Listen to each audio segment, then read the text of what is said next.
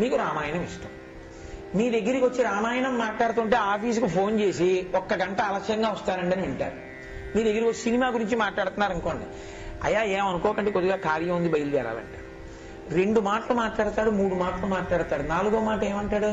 ఆయన ఏంటంటే ఎప్పుడు వెంట చెప్తే సినిమాల గురించి అంటాడు. ఆ పక్కన ఉన్నవాడు అంటాడు, నీ మొహం ఇట్లా ఆయన సినిమాల గురించి చెప్పడం, ఆయనకేం దాని మీద ఆసక్తి బూడిదే, ఆయనకేం ఇష్టం లేదు దాని మీద, ఆయన అలాంటివి ఇష్టపడ్డం ఆయన రాడు. అప్పుడు ఏం చేస్తాడు? ఇంకో మాట మీ దగ్గరికి రాడు. ఎందుకు రాడంటే ఆయన సినిమాల గురించే మాట్లాడతాడు, మీరు రామాయణం గురించే మాట్లాడతాడు, అందుకని ఆయన మీ దగ్గరికి రాడు. మనసు కూడా మీరు ప్రశ్న వేసి అనునయించడం మొదలు పెడితే, బాబు అన్నా అంటే ఇప్పుడు ఈశ్వరుడు ఉన్నాడంటావా, నిన్న ఉన్నాడా, ఇవాళ ఉన్నాడా, చెప్పింది వినకపోతే వాడు చూడ్డా, ఇన్ని అడుగుతాడు. ఎందుకు వచ్చిన గొడవ? వద్దే ఊరుకున్నాను ఊరుకున్నాను. బుద్ధికి వశపడి సర్వకర్మ ఫలత్యాగం చేస్తుంది. కాబట్టి అహంకారము నశించిపోతుంది.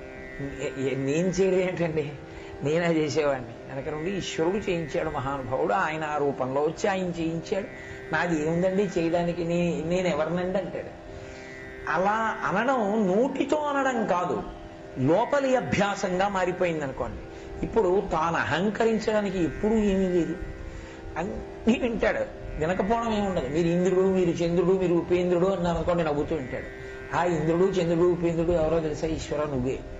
నేనేం కాదు, నేను అనుకుంటున్నావేమో, నాకు తెలుసు లోపల ఉండి నువ్వు చేసిందంతా, కాబట్టి నీకే సమర్పిస్తున్నానంటే. అది ఏదైనా కావచ్చు. ఒక మహానుభావుడు ఉపగ్రహాన్ని ఆకాశంలోకి పంపించేటప్పుడు వచ్చి ఒక దేవాలయంలో పూజ చేస్తూ ఉంటాడు. ఆయన ఎంత గొప్ప సైంటిస్టో అంత గొప్ప సత్యాన్ని కూడా తెలుసుకున్నవాడు. ఉపగ్రహాన్ని పంపించాలని సంకల్పం చేసిన వాడిని నేను, పంపించేటట్టు చేసేవాడు వాడు. కాబట్టి వాడి అనుగ్రహం లేని ఉపగ్రహం పైకి వెళ్ళదు. ఉపగ్రహం వెళ్ళకపోతే వాడికి నమస్కారం పెట్టినా కూడా వెళ్లకుండా చేయడంలో నేను ఇంకా బాగా పనిచేసేటట్టు చేసి నా మనసుకి ఇంకా బాగా పదులు పెట్టాలని వాడు అనుకుంటున్నాడు. కాబట్టి ఇప్పుడు ఒక సైంటిస్ట్ ఒక దేవాలయానికి వెళ్ళి నమస్కారం పెడితే ఆయన ఛాందసుడు అనకూడదు, ఆయన పరిణితి పొందాడు అన్నది. ఉన్నారు భారతదేశంలో అటువంటి మహాపురుషులు, మీరు పేర్లు విన్నారు, మీరు చదివారు పేపర్లలో. కాబట్టి ఇది శాంతినిస్తుంది. మీ మనసు ఉద్వేగాన్ని పొందదు. ఒకటి రాలేదు, బెంగలేదు.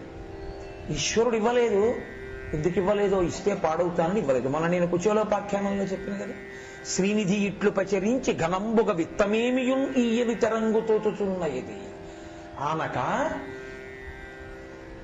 పేదవిప్రుడు సంపదాంధుడై తన్ను చేరడని కాక సత్కృపాంబోనిధి శ్రితాక్తిహరుండు సమస్త వస్తు పరిపూర్ణి నిదానను చెయ్యకుండునే. కృష్ణుడు నాకేమి ఇవ్వలేదంటే ఇస్తే పాడైపోతానని ఇవ్వలేదన్నమాట అన్నాడు కుచేలుడు. అలా ఈశ్వరుడు ఇవ్వలేదు, నేను కర్మ చేసినా అంటే అది నాకు వస్తే ఏదో ఇబ్బంది ఉందన్నమాట, అందుకే ఇవ్వలేదంటే నేను ఇంకా సాధన చేసిన తర్వాత ఇస్తే నేను బాగుపడతానన్నమాట. కాబట్టి ఈశ్వరుడు ఇవ్వలేదు, 2 నమస్కారాలు, ఇచ్చాడు, 1 నమస్కారం. ఇప్పుడు నీకు పొంగు కొంగు ఏమైనా ఉన్నాయా? నేను సాధించానంటే పొంగు, నేను సాధించలేకపోయానంటే కుంగు. వాడు ఇవ్వలేదు, వాడు ఇచ్చాడు, పొంగుకి నువ్వు కాదు, కుంగుకి నువ్వు కాదు. కాబట్టి ఇప్పుడు నీకెందుకు అసలు ఉద్వేగం? నువ్వు శాంతిగా ఉంటావు. శాంతిగా నువ్వు ఉండడం మొదలు పెడితే ఎక్కడ శాంతి ఉందో, ఎక్కడ ఈశ్వర సంబంధము ఇలా ముడిపడిందో అక్కడ జ్ఞానావిర్భావమునకు హేతువు దొరుకుతుంది. దాని చేత జ్ఞానము కలుగుతుంది. జ్ఞానము కలిగిన ఉత్తర క్షణంలో నువ్వెవరో నీకు తెలిసిపోతుంది. నువ్వెవరో నీకు తెలియడం అంటే ఆత్మ అని ఎరుకలోకి వస్తుంది. ఆ ఎరుకలోకి వచ్చిన ఉత్తర క్షణంలోనే ఇక మోక్షాన్ని పొందాడు అని గుర్తు. కాబట్టి పోనీ ఇలా చేస్తావా అని అడిగాడు ఈశ్వరుడు. అంటే ఇవి ఎవరి కొరకు? అర్జునుడి కొరకని మీరు అనుకోకండి. సాధన చేసేటటువంటి వారందరికీ కూడా ఈశ్వరుడు చూపించినటువంటి మెట్లు. మనం ఏ మెట్టు మీద నిలబడడానికి కావలసిన అధ్యవసాయంతో ఉన్నామో అన్నది తెలుసుకుని ఈ మెట్టు మీద నేను నిలబడతాను అని సాధన ప్రారంభించారనుకోండి, ఇవాళకి ఇవాళ 100కి 100 మార్కులు తెచ్చుకోలేకపోవచ్చు.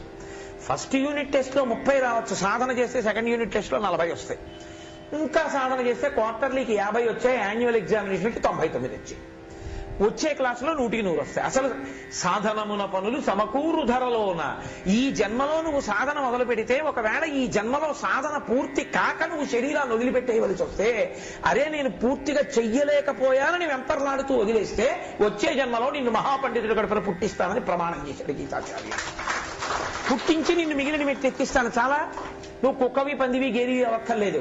సద్బ్రాహ్మణుడి కడుపున పుట్టించి మహాపండితుడు, నిస్సంగి, ఏ విధమైన స్వార్థము లేనివాడు, పరమేశ్వరుని యందు గొప్ప భక్తి తత్పరుడైన వాడికి కడుపులు పుడతావు. తండ్రిని రోజు చూస్తావు దగ్గరగా. ఆయన వలన సమస్త ఉపదేశములను పొంది తరిస్తావు. చాలా నీకు అభయం ఇచ్చాడు ఈశ్వరుడు. నీకు ఆ వెంపర్లాకుంటే దాన్ని చంపను. కొనసాగింపుగా ఉత్తమ జన్మలనిచ్చి నువ్వు ఈశ్వరుణ్ణి పొందడానికి నీకు అవకాశం ఇస్తా. అసలు నువ్వు ఎప్పుడూ నీ మనసుని ప్రశ్న వెయ్యకుండా, నీ మనసు ఎలా చెప్తే అలా, ఈశ్వరుడు చెప్పిన దాంతో సంబంధం లేకుండా నీ మనసు చెప్పింది నీకు సంబంధమై బతికేటట్టయితే ఈ ఉపాధి అక్కర్లేదు నీకు.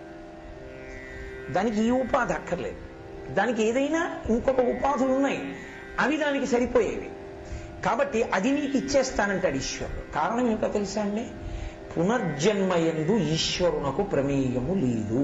ఇది మీరు బాగా గుర్తుపెట్టుకోవాలి. అసలు సనాతన ధర్మం మొత్తం వెళ్ళిపోయి ఎక్కడ నిలబడుతుందో తెలుసా అండి? మొత్తం సనాతన ధర్మము యొక్క సారమంతా కలిపి ఏమిటి అంటే, పునర్జన్మ ఉన్నది. పునర్జన్మ ఉన్నది అని నేను సనాతన ధర్మాన్ని అంగీకరించాను. ప్రమాణం ఏమిటంటే బొట్టు పెట్టుకుంటాడు. బొట్టు పెట్టుకున్నాడు అంటే గుర్తు ఏమిటంటే, నేను సనాతన ధర్మ సిద్ధాంతమైన పునర్జన్మను అంగీకరించాను అని గుర్తు. పునర్జన్మని అంగీకరించిన ఉత్తర క్షణంలో పునర్జన్మని ఇచ్చేది ఎవరు? ఎవరిస్తారు? ఈశ్వరుడు ఇస్తాడు అని నేను అన్నాను అనుకోండి. ఈశ్వరుడు దేన్ని బట్టి ఇవ్వవలసి ఉంటుంది? ఆయనకి ఇష్టమైన వాళ్ళకి పునర్జన్మ మనుష్యుడును, ఆయనకి ఇష్టం లేని వాళ్ళకి కుక్క ఇస్తాడా? అంటే ఈశ్వరుడికి రాగద్వేషాలు ఉన్నాయా లేవా? అందుకే మనుష్యుని యొక్క పునర్జన్మ విషయంలో ఈశ్వరుడు జోక్యం చేసుకోడు. మనుష్యుని యొక్క కర్మలు మనిషి సాధించిన పరిపక్వతే మనిషి పునర్జన్మకి హేతువులు. అందుకే శంకర భగవత్పాదులు శివానంద లహరిలో ఒక అద్భుతమైన శ్లోకం చేశారు. ఆయన అన్నారు, నరత్వం దేవత్వం నగవన మృగత్వం వశకతా పశుత్వం కీటత్వం భవతు విహగత్వాది జననం సదాత్పాదాబ్జ స్మరణ పరమానందల హరి విహారాసక్తం చేత్రూదయమిహ కింతే నవపుష. నాకు నరుడిగా పుట్టాలనో, దేవతగా పుట్టాలనో, పర్వతంగా పుట్టాలనో, పక్షిగా పుట్టాలనో, చెట్టుగా పుట్టగాలనో నేను అడగను శంకర. అంటే శంకరులకు ఉంటుందనే పునర్జన్మ. మన కొరకు చెప్పారు. ఏ జన్మ ఎత్తాను అన్న దాంతో నాకు సంబంధం లేదు ఈశ్వర.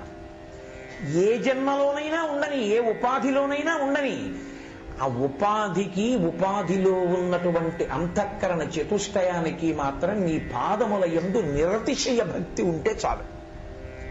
అంటే దాని అర్థం ఏమిటి? ఇందులో ఉండి భక్తి లేని దానికి ఉండి ఉపయోగం ఏమిటి? తింటాడు, నిద్ర వస్తుంది, పడుకుంటాడు. పడుకున్నాడు కాబట్టి ఆకలేసింది, తింటాడు. తిన్నాడు కాబట్టి మళ్ళీ పడుకుంటాడు. లేచి ఉంటే లోకాన్ని పాడు చేస్తాడు, నిద్రపోతే తన్ని పాడు చేసుకుంటాడు. అంతే తప్ప ఇందులో ఉన్నాడు. ఏమిటి చేశాడు చెప్పండి? ఎప్పుడన్నా ఈశ్వరుడికి సాష్టాంగ పడ్డాడా? ఎవరికైనా మేలు చేశాడా? ఎవరికైనా ఉపకారం చేశాడా? ఈశ్వరుడు చెప్పిన ధర్మం ఒకటి ఉంది, దాన్ని మనం పాటించాలన్నాడా? అసలు ఈ సృష్టి ఎవరు చేశారు అని ఎప్పుడైనా ఆలోచన చేశాడా? వేదం ఎందుకు ప్రమాణమని ఎప్పుడైనా ఆలోచన చేశాడా? అర్థం పర్థం లేని విచ్చలవిడి జీవితం. తెగిపోయిన గాలిపటం ఎలా తిరుగుతూ ఉంటుందో అలా తిరుగుతూ ఉంటాడు. అది ఎక్కడికి చేరుతుందో, ఏ ముళ్ళ కంపల్లో పడుతుందో. చివరికి జీవుడు కూడా అంతే. అలా వద్దయ్యా, నువ్వు ఇందులో ఏ మెట్టు మీద నిలబడగలవో చూసుకో. మయ్యేవ మన ఆధత్స్వామయి బుద్ధిం నివేశయ నివశిష్యసి మయ్యేవా అతబోద్ధం న సంశయ అధ చిత్తం సమాధాతుం న శక్నోసి మయి స్థిరం అభ్యాసయోగేన తతో మామిచ్ఛాప్తుం ధనంజయ అభ్యాసేప్య సమర్థోసి మత్కర్మ పరమో భవ మదర్థమపి కుర్వాణి కుర్వన్ సిద్ధిమవాప్స్యసి. అది కూడా చేయలేమంటావా? సర్వకర్మ ఫలత్యాగం తతకుర్యతాత్మవాన్. పోనీ కర్మఫలత్యాగం చేస్తావా? నా యందు అన్ని కర్మాలని విడిచిపెడతావా? అప్పుడైనా నువ్వు ఉద్ధరణే పొందుతావు. ఎన్ని చెప్పాడో మెట్లైన ఎక్కడైనా సరే నిలబడు అంటున్నాడు. ఇవేవీ కూడా ఎక్కలేనంటే నీ కర్మ నడవచ్చు. ఇక ఇవేవీ కూడా చేయలేనంటే ఇంతకన్నా చేయడానికి ఇంకోటి లేదు లోకంలో. కాబట్టి సాధన అన్న దాని విషయంలో ఎంత లోతులకు వెళ్ళాలో అంత లోతులకు వెళ్ళి అన్ని స్థాయిల వారిని పైకెత్తడానికి కావలసిన ఉపదేశం చేశాడు. అందుకే సనాతన ధర్మానికి ఇంకో పేరుంది, సార్వభౌమిక మతము అంటారు. సార్వభౌమిక మతము అన్న మాటకు అర్థం ఏమిటంటే సర్వభూమికల యందున్న వారిని ఉద్ధరిస్తుంది. ఒకడు బాగా కింద ఉన్నాడు, వాడు ఉద్ధరింపబడతాడు. ఒకడు ఇంకొంచెం పైన ఉన్నాడు, వాడు ఉద్ధరింపబడతాడు. ఇంకొక ఇంకొంచెం పైన ఉన్నాడు, వాడు ఉద్ధరింపబడతాడు. అంతేగాని యాని మీరు ఇంత ఎత్తులో లేరు కాబట్టి మీరు పనికిరారని ఎవరిని అనదు సనాతన ధర్మం. ఎంత కింద పడిపోయిన వాడైనా పైకి లేవగలడు. అన్ని భూమికలలో ఉన్న వారిని ఉద్ధరించడానికి కావలసినటువంటి మెట్టు ఇవ్వగలిగిన ధర్మము సనాతన ధర్మం ఒక్కటే ప్రపంచంలో. ఎందుకంటే దానికి వేదము ప్రమాణమై ఉన్నది. కాబట్టి ఈ మాట చెప్పి ఆయన అంటున్నాడు, శ్రేయోహి జ్ఞానమభ్యాసాత్ జ్ఞానాత్ ధ్యానం విశిష్యతే. ధ్యానాత్ కర్మఫల త్యాగం, త్యాగాత్ శాంతిరనంతరం. ఇంకొక అద్భుతమైన మాట చెప్తున్నాడు. నాకు కడుపులో బాధల్లా ఏంటంటే నేను అయ్యో దాన్ని బాగా వివరంగా చెప్పలేకపోతున్నాను. శ్రేయోహి జ్ఞానమభ్యాసాత్ జ్ఞానాత్ ధ్యానం విశిష్యతే. ఈశ్వరుడు అంటున్నాడు, జ్ఞానము అభ్యాసము కన్నా గొప్పది. ఇక్కడ మీరు ఒక మాట జాగ్రత్తగా పట్టుకోవలసి ఉంటుంది. శంకరాచార్యుల వారు భాష్యం చేశారు. భాష్యం చేస్తూ ఆయన ఒక మాట అన్నారు, కస్మాత్ అవివేకపూర్వక అభ్యాసాత్ అన్నారు. అభ్యాసము చెయ్యమని కాదు, నిన్నటి రోజున గీతాచార్యుడు అన్నమాట. నీ మనసు నిలబడకపోతుంటే అభ్యాసం చెయ్యవయ్యా. అభ్యాసము అంటే శరీరంతో మొదలుపెట్టు. ఓ సుప్రభాతం పాడు, ఓ గుళ్ళోకి వెళ్ళు, ఒక ఆసనంలో బాగా కూర్చోవడం నేర్చుకో, ప్రాణాయామం చెయ్యి, ఇవన్నీ చెప్పాడు ఈశ్వరుడు. ఇప్పుడు అభ్యాసము కన్నా శాస్త్రజ్ఞానము గొప్పది అని ఎందుకంటున్నాడో తెలుసా అండి? శ్రేయోహి జ్ఞానం అభ్యాసాత్, అభ్యాసము కన్నా జ్ఞానము గొప్పది అని ఎందుకంటున్నాడంటే మళ్ళీ అభ్యాసాన్ని వాళ్ళ తక్కువ చేయడానికి కాదు. వివేకము లేని అభ్యాసమును చేస్తారు కొంతమంది. కారణం ఏమంటే ప్రాణాయామము ఋషి ప్రోక్తము యోగశాస్త్రంలో. ప్రాణాయామము దేని కొరకు వచ్చింది? మనసుని నిలబెట్టడానికి అది ఉపకరణము. అందుకే ప్రతి పూజలో మీరు పూజ చేసేటప్పుడు ప్రాణాయామం అని ఉంటుంది. ప్రాణాయామం చేయండి ముక్కు పట్టుకుంటాను. ముక్కు పట్టుకోవడం ప్రాణాయామం ఏంటి? ఎడమ ముక్కు రంధ్రంలోంచి పీల్చి కుడి ముక్కు రంధ్రంలోంచి విడిచి, కుడి ముక్కు రంధ్రంలోంచి పీల్చి ఎడమ ముక్కు రంధ్రంలోంచి విడిచిపెట్టాలి. అది ప్రాణాయామం అంటారు. ప్రాణాయామం ఎందుకు చేస్తారంటే మనసు ఎప్పుడూ కదులుతుంది. మనసు దేన్ని ఆధారం చేసుకుని కదులుతుంది అని అడిగారు. ఇప్పుడు నేను స్థిరమైన ఆసనం మీద ఉన్నాను అనుకోండి, నేను కదలటం లేదు. నేను కారులో ఉన్నాను అనుకోండి, నేను కదిలిపోతాను. మనసుకి అంత వేగం ఎక్కడది కదలడానికి అని అడిగారు. మనసు ఊపిరి మీద కూర్చుని కదులుతుంది. ఊపిరి దేని మీద కూర్చుంటుంది అని అడిగారు. వాయువు మీద కూర్చుంటుంది. వాయువుది తీవ్ర చలనం, అందుకే మనసుది తీవ్ర చలనం. ఇప్పుడు ఊపిరిని క్రమబద్ధం చేశారనుకోండి, ఒక మంద్రమైన వేగంలో తీసి మంద్రమైన వేగంలో విడిచిపెట్టడాన్ని సాధన చేశారనుకోండి, మనసు నిలబడడం మొదలవుతుంది. మీరు ప్రాణాయామం ఎందుకు చెయ్యాలి అంటే డాక్టర్ గారు ఒకడిని వారం రోజులు వేసుకోమంటాడు, ఒకటి 3 రోజులు వేసుకోమంటాడు, ఒకటి 10 రోజులు వేసుకోమంటాడు. ఒకే కోర్సు. ఒక్కొక్కడి వ్యాధి తీవ్రతని బట్టి ఇన్ని రోజులు వాడమంటారు. నీ మనసు యొక్క వేగాన్ని బట్టి ప్రాణాయామం ఇన్ని మాటలు చేయమంటారు తప్ప అందరూ ఒకలా ప్రాణాయామం చేయకూడదు.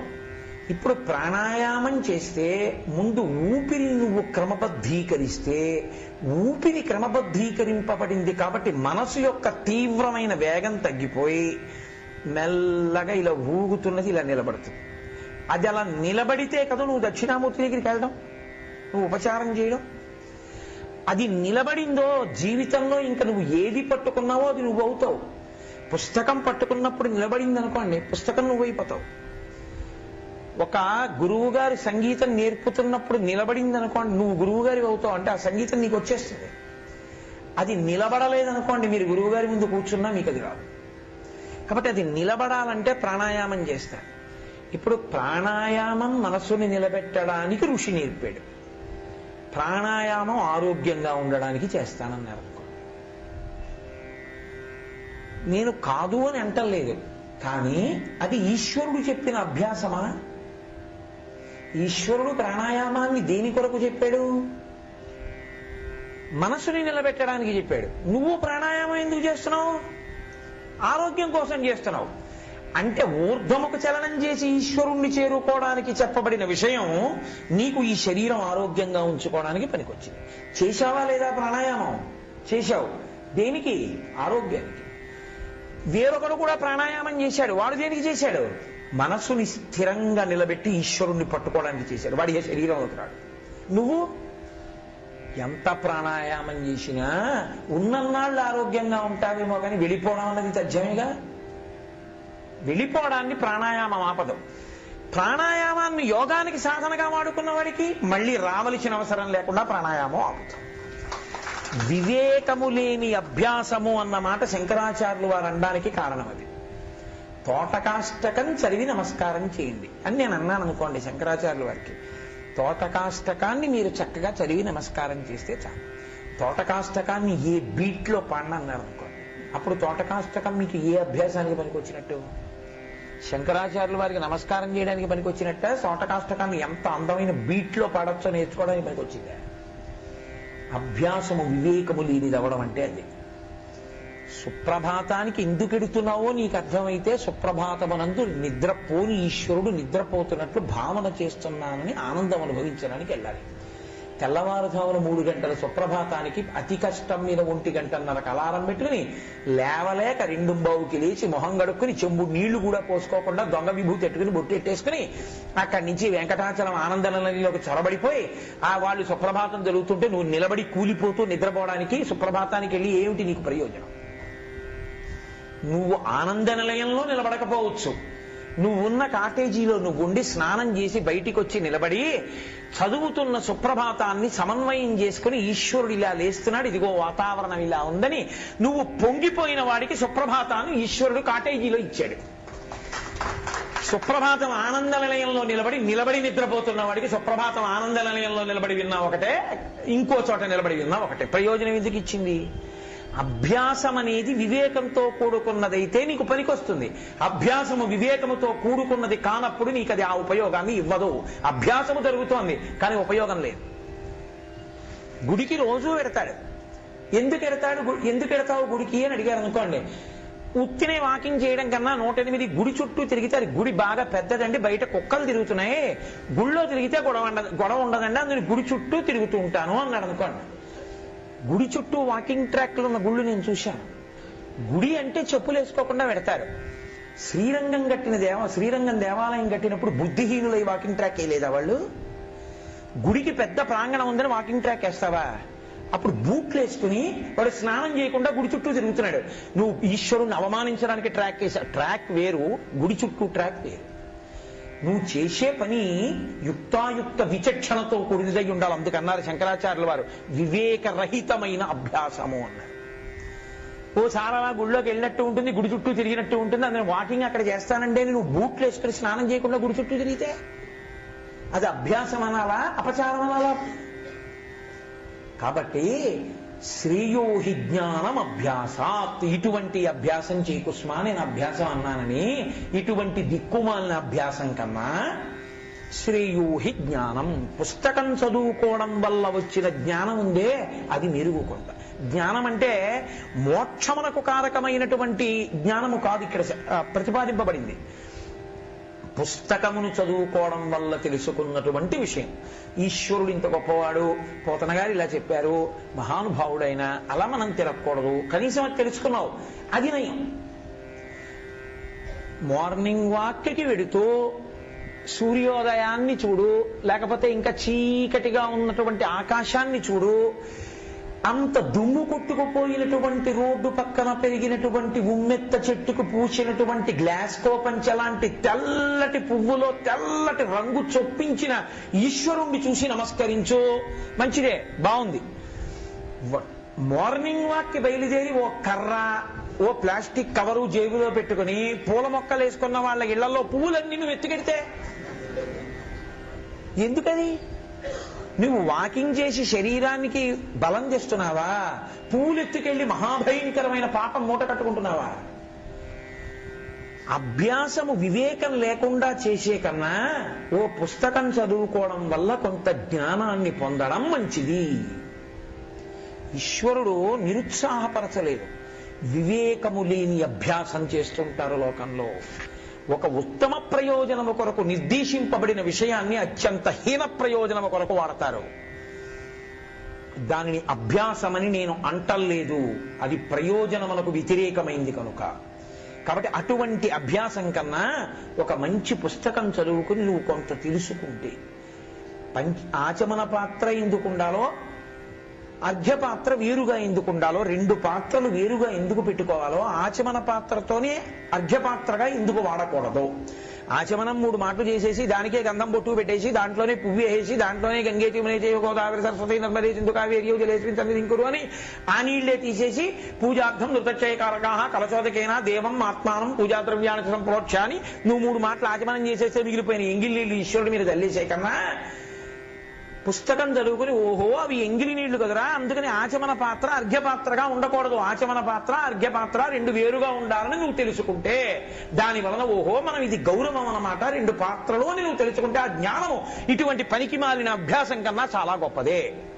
కాబట్టి శ్రేయోహి జ్ఞానం అభ్యాసాత్ ధ్యానాత్ జ్ఞానం విశిష్యతే.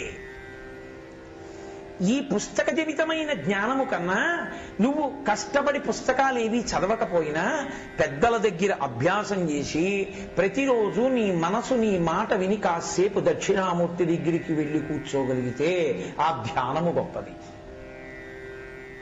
ఆయన ఎంత అంటారు చూసారా, ఎంత గొప్పగా తీసుకొస్తున్నాడో చూడండి. ఈ పుస్తకం చదువుకుని నువ్వు చేసింది లేదు, ఇప్పుడు అభ్యాసం చేయరా అంటే వివేకం లేకుండా చేసావు. ఆ 2 కన్నా నాన్న కనీసంలో కనీసం ఏమీ చదువుకోకపోయినా పెద్దలు చెప్పారు అని పాటించి చక్కగా నువ్వు ప్రతిరోజు కాసేపు ధ్యానం చేసి మనసును ఈశ్వరుని యందు పెట్టడం ప్రారంభం చేసి అది బాగా విస్తరించి అలవాటు పడి మనసు కష్టములో సుఖములో పరమేశ్వరుణ్ణి తలుచుకోవడం తెలుసుకుంటే అది చాలు. వెనకటికి నారద మహర్షి చిన్న అతిశయం వచ్చి పరమేశ్వరుడి దగ్గరికి వెళ్ళారు. ఆయనకు వస్తుందా ఆ లోకం కోసం వెళ్ళి ఈశ్వరుణ్ణి అడిగారు, లోకంలో నీకు అత్యంత గొప్ప భక్తుడు ఎవరు అని అడిగారు. నువ్వే నారదా అంటాడు. ఆయన అన్నాడు కిటికీలోంచి చూపించి ఓ రైతుని చూపించి అదిగో అతనే అన్నాడు. అదేమిటి స్వామి నాకన్నా అతను గొప్పవాడా అన్నారు ఆయన. అంటే భగవానుడు అన్నాడు గొప్పవాడేనయ్యా, వెళ్ళి చూసిరా ఏం చేస్తుంటాడో అన్నాడు. వెళ్ళి చూసొచ్చాడు. ఏముంది, తెల్లవారకట్ట నిద్రలేస్తాడు, మొహం కడుక్కుంటాడు, కాలకృత్యాలు తీర్చుకుంటాడు, స్నానం కూడా చేయడు, నాగలి భుజాన్ని వేసుకుంటాడు, ఆ మటగా పొలానికి గోవిందా గోవిందా అంటాడు, పొలానికి పోతాడు, నాగలి భూమి గుచ్చి గోవిందా అంటాడు, మొదలు పెడతాడు, పొలం అంతా దున్నుతాడు, మధ్యాహ్నం భార్య పట్టుకొస్తుంది, కాళ్ళు చేతులు మొహం కడుక్కుంటాడు, స్నానం చేయడు, అన్నం తింటూ గోవిందా అంటాడు, అన్నం తింటాడు. మళ్ళీ రాత్రి పచ్చగడ్డి మోపు కట్టుకుంటాడు, కుక్కని వెంట పట్టుకుంటాడు, ఆవులు తోలుకుంటాడు, ఇంటికి వస్తాడు, ఆవు పాలు తీస్తాడు, అప్పుడు స్నానం చేస్తాడు. స్నానం చేసి గోవిందా గోవిందా గోవిందా గోవిందా 4 మాటలు అంటాడు, అన్నం తింటాడు, పడుకుంటూ గోవిందా అని పడుకుంటూ నిద్రపోతాడు. అదేంటండి స్నానం కూడా చేయడు ఆయన గొప్పవాడు అన్నారు ఏంటంటే, ఏదో పొరపాటు పడ్డారు మీరు అన్నారు. ఏం పొరపాటు పడలేదయ్యా, నేను ఒకటి చెప్తాను ఇగో అక్కడి నుంచి ఇక్కడికో తాడు కట్టే, బాగా నిండిన నీతి పాత్రని చేతికిస్తా, అటు ఇటు వలక్కుండా జాగ్రత్తగా తాడు మీద నడుస్తూ నా దగ్గరికి వచ్చా నీతికి నీ అన్నారు. నడుస్తూ నడుస్తూ ఎక్కడ పడిపోతుందో అని ఆ నీతి గిన్నె వంకే చూస్తూ జాగ్రత్తగా తూలిపోకుండా వచ్చి గిన్నె అక్కడ పెట్టారు. పెడితే పరమేశ్వరుడు అన్నాడు, ఎన్ని మాటలు నారాయణ నారాయణ అన్నావు, అస్తమానం అంటుంటావు, ఎన్ని మాటలు అన్నావు ఈ నడవడంలో అన్నాడు. అయ్యి బాబాయ్ నీతి పాత్రే చూసుకోనా నారాయణాయ అన్నా, అందుకని అనలేదండి అన్నాడు. అంటే పరమేశ్వరుడు అన్నాడు, ఒక నీతి పాత్ర తేవడానికి నా సన్నిధానంలోనే నారాయణ మరిచిపోయావే, అంత సంసార భారంలో ఉన్నవాడు అన్ని పనులు చేసుకుంటూ కూడా రోజుకో 10 మాటలు గోవిందా అన్నాడు. వాడు గొప్పవాడు కదా. అలా నీవు ధ్యానమునందు మనసుకు పెట్టగలిగితే ఇన్ని పుస్తకాలు చదివినట్టే, ఇంత అభ్యాసం చేసినట్టే ఆ ధ్యానం వల్ల. ఆ ధ్యానము బాగా విస్తరించి అస్తమానం నీ మనసు వెళ్ళడం అలవాటైపోతే నువ్వు ధ్యానము చేయడం చేత గొప్పవాడివే అయ్యావు. కాబట్టి శ్రేయోహి జ్ఞానమభ్యాసాత్ జ్ఞానాత్ ధ్యానం విశిష్యతే. ధ్యానాత్ కర్మఫల త్యాగం. ధ్యానము కన్నా గొప్పది నువ్వు చేసిన సమస్త పనుల యొక్క ఫలితాన్ని ఈశ్వరుడికి ధారబోయడమే. ఇందాక పై శ్లోకంలో చెప్పారు కదా, సర్వకర్మ ఫలత్యాగం తతక్కురు యథాత్మవాన్. నీ మనసుతో మాట్లాడుకుని మనసుని నిగ్రహించి అన్ని పనులు నాకు ధారపోయి అన్నారు కదా. సర్వకర్మ ఫలత్యాగం చేస్తే శాంతి కలుగుతుంది. ఇందాక చెప్పే కదా, నువ్వా సాధించిన వాడివి ఆయన కాబట్టి నువ్వెవరు? నిమిత్తం. కాబట్టి నీకు అహంకారమా మమకారమా? పొంగ శాంతిగా ఉన్నావు. కాబట్టి అటువంటి శాంతి సర్వకర్మ ఫలత్యాగం వల్ల పొందావు. ఆ త్యాగాశాంతి అనంతరం, ఆ శాంతి నువ్వు పొందిన ఉత్తర క్షణంలో జ్ఞానము కలగడానికి అది హేతు అవుతోంది. కాబట్టి మెట్లలో పోలిక ఇలా ఉంటుంది అని మళ్ళీ ఒకసారి పోల్చి చూపిస్తూ భగవానుడు ఉపాసనాక్రమాన్నంతటినీ కూడా ఒకసారి సింహావలోకనము అంటారే, అలా సింహావలోకనం చేశారు ఆ శ్లోకంలో. కాబట్టి భగవద్గీత భక్తి యోగంలో ఉన్న ఈ శ్లోకాలు మనకి ఉపాసనాక్రమాన్ని దిద్ది మన ఈశ్వరుడి చేరికకు తీసుకుని వెళతాయి. ఒక్కసారి ఇక్కడ వరకు ఆ శ్లోకం అందాం. ఎందుకంటే భగవద్గీతాసు ఉపనిషత్సు, అది ఉపనిషత్తు. అది అలా అంటూ ఉంటే దాని అనుగ్రహం కలిగి ఈశ్వరానుగ్రహం, గురువుగారి అనుగ్రహం, జగదాచార్యుడైన కృష్ణ భగవానుడు శంకర భగవత్పాదుల అనుగ్రహం కలుగుతుంది. అర్జున ఉవాచ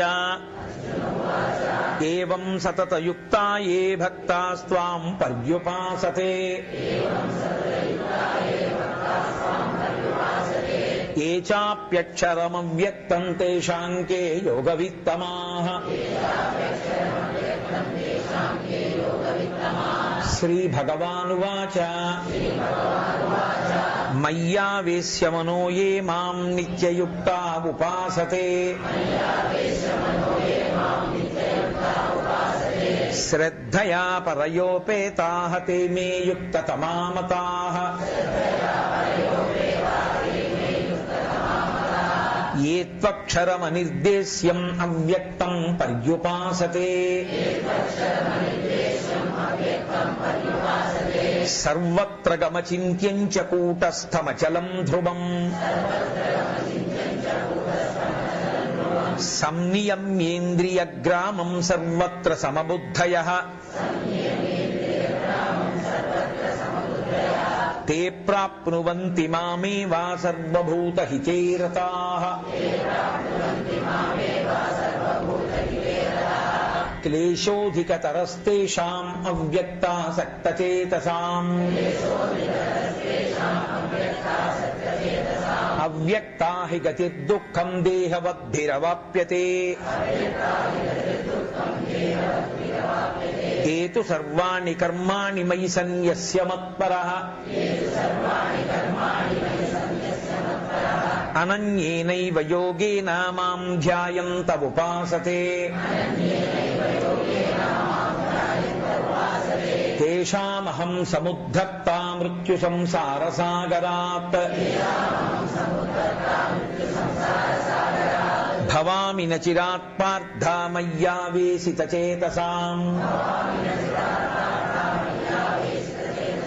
మయ్యేవ మన ఆధత్స్వ మయి బుద్ధిం నివేశయ నివసిష్యసి మయ్యేవ అత ఊర్ధ్వం న సంశయః. అధ చిత్తం సమాధాతుం న శక్నోషి మయి స్థిరం అభ్యాసయోగేన తతో మామిచ్ఛాప్తుం ధనంజయ. అభ్యాసేప్యసమర్థోసి మత్కర్మ పరమో భవ మదర్థమపి కర్మాణి కుర్వన్ సిద్ధిమవాప్స్యసి. అధైతదప్యశక్తోసి కర్తుం అద్యోగమాశ్రితః. సర్వకర్మ ఫలత్యాగం తతః కురు యతాత్మవాన్. శ్రేయో హి జ్ఞానమభ్యాసాత్ తజ్ఞానాద్ ధ్యానం విశిష్యతే.